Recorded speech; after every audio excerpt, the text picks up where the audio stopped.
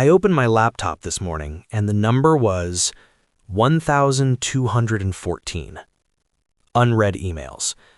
And my first thought wasn't about work. It was just a feeling of being behind. Before my day has even started, I'm already failing. How can anyone actually stay on top of this? Most people believe the goal is to stay on top of their email. That sounds logical, but the real problem isn't the number of emails. It's what that number represents. It represents work I haven't done, 1,000 promises I haven't kept. Does it? Or does it represent 1,000 decisions you haven't made? I'm not sure I see the difference. A decision to do the work is still work. Let me ask you this. What is your inbox for? What is its primary function? It's a list of things to do, a communication tool. It's where my projects live, where my boss sends instructions, where clients ask questions. It's my entire job in a list. And that belief, right there, is the source of the anxiety. The idea that your inbox is a to-do list is one of the most common and most damaging assumptions in modern work. But where else would my to-do list come from? It all arrives as email. It arrives there, but it shouldn't live there. Imagine your physical mailbox at home. Do you get your letters, open them, read them, and then put them back in the mailbox to deal with later? No, of course not. That would be crazy. I'd lose bills, I'd forget things. I take the mail inside. I put the bills on my desk to pay them. I throw away the junk mail, and I put the magazines on the coffee table. Exactly. You process it. You don't use your mailbox as a storage cabinet. Your email inbox should be the same. Its only purpose is to be a temporary holding place for incoming information.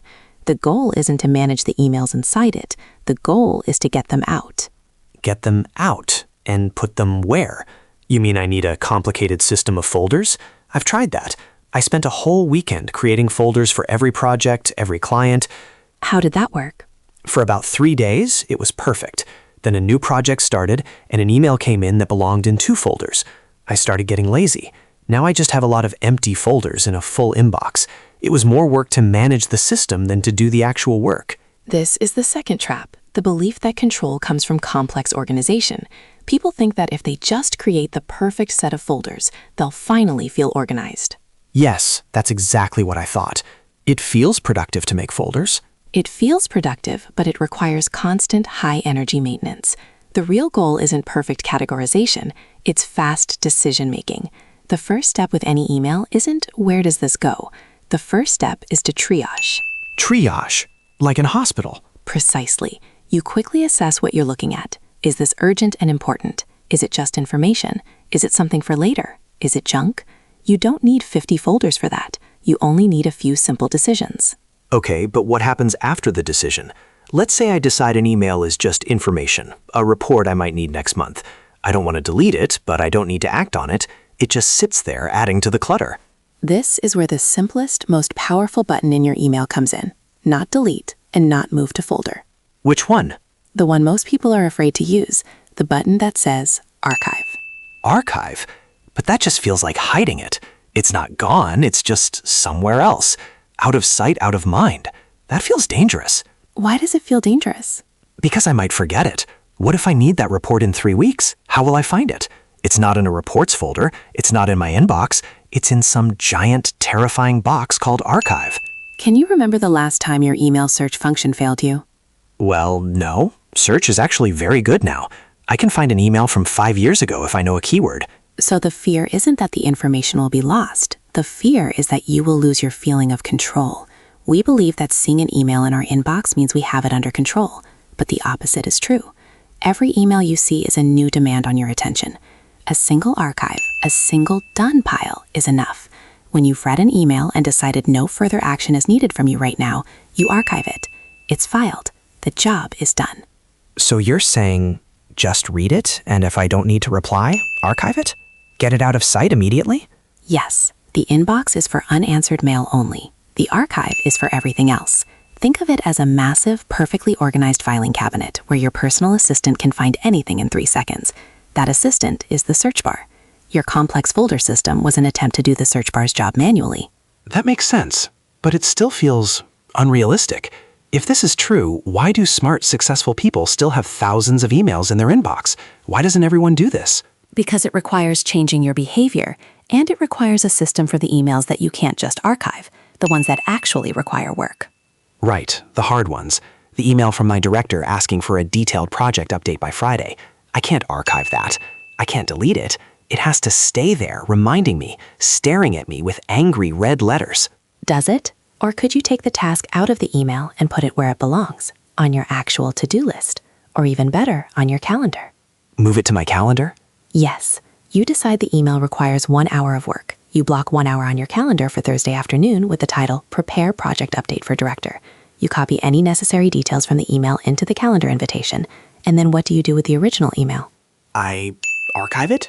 You archive it. The task is not forgotten. It's scheduled. It is now impossible to forget. It's no longer a source of anxiety in your inbox. It's a concrete appointment in your calendar. You've made the decision. This is the third key. For anything you can't do in under 2 minutes, you must defer it properly. Defer it. So move it from a list of anxieties into a calm plan of action. Exactly. And what about an email asking you to do something that someone on your team should be doing? I forward it to them. You delegate it. And after you forward it, you can archive your copy. It's no longer your responsibility. So now we have a system. It doesn't feel like a system. It just feels like thinking clearly. Good systems don't feel like systems. They feel like common sense. For every single email, you don't ask, where does this go? You ask a much simpler question. Is this actionable? Is this actionable? Okay, and if the answer is no, because it's just an article or a company announcement? You read it and you archive it. Decision made. And if it is actionable, then you follow a simple path. Can it be done in 2 minutes or less? Like a quick reply saying, yes, I approve. Exactly. If so, do it immediately. Then archive the email. Decision made, task complete. And if it takes longer than 2 minutes? You have two choices. You either defer it by putting it on your calendar, or you delegate it to the right person. In either case, once that decision is made, you archive the email. And that's it? That's the whole philosophy? Do it, defer it, or delegate it. And if it's not actionable, you archive it or delete it. That's it. Notice what happens. Every single email results in a clear action that moves it out of the inbox. The inbox becomes a processing station, not a permanent home. So, inbox zero, it doesn't mean 0 emails. It doesn't mean I have to delete everything. No, that's the great misunderstanding. It terrifies people.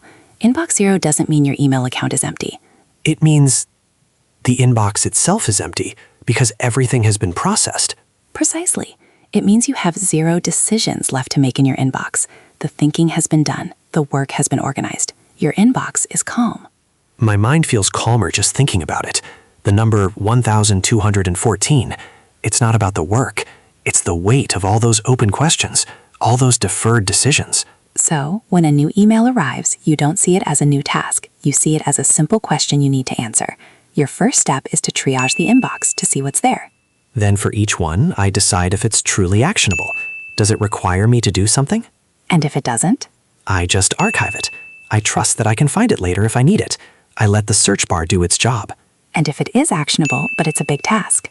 I defer it. I schedule it. I turn it from a vague worry into a calm calendar block. Or, if it's not my job, You delegate it to the correct person and free your mind from the responsibility. the goal is an empty inbox, not because the work is all done, but because the plan is all made. The decisions are complete. You've captured it perfectly. The result is that you are in control. You are choosing what to work on from your calendar and your to-do list. Your inbox isn't telling you what to do anymore. It's the difference between a kitchen full of random ingredients on every surface and a kitchen where everything is put away and on the counter is just the recipe and the ingredients for the one meal you are cooking right now. A beautiful metaphor. The focus becomes possible. It's not about managing email. It's about protecting your attention. And reclaiming your sanity. I'm looking at my inbox now, and I don't feel overwhelmed. I just see a list of decisions waiting to be made. That already feels completely different.